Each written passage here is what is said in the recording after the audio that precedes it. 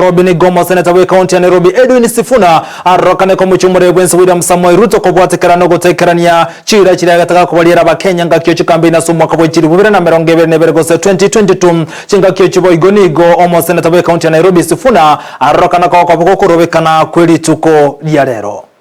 Yes, to William Ruto. Number 3, we want to commend the young people who have continued to pile the pressure on members of parliament to ensure that the voices of the people are heard. I want to say this again. Be afraid not.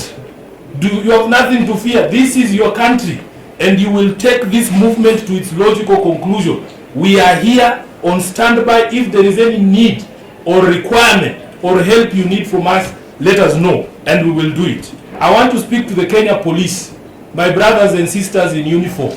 Those young children on the streets are not your enemies. The enemy is the one shipping you to Haiti. Despite the position of the people of Kenya that we do not support the deployment of police to Haiti, he is shipping off our police officers.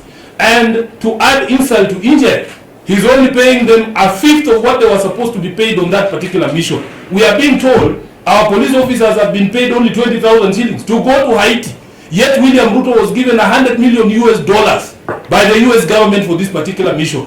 He is eating 80% of that money and sending you off to face those people in Haiti. And it is against the wishes of the people of Kenya. So I want our police officers to know that the public is not your enemy. We are fighting on the same side. Even here in parliament, members of the police officers who work here were supposed to be added money, 20,000 shillings in addition to the allowances they receive here. Their boss came here and told them that they told the leadership of parliament that if police officers working here are added money to their salaries at your taribu kazi. And yet these people are working for the Republic of Kenya.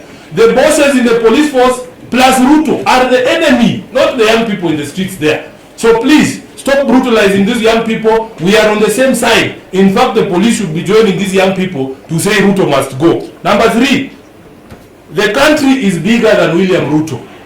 What you are seeing out there is a total repudiation of William Ruto and what he stands for. The entire country has risen up to say Ruto must go.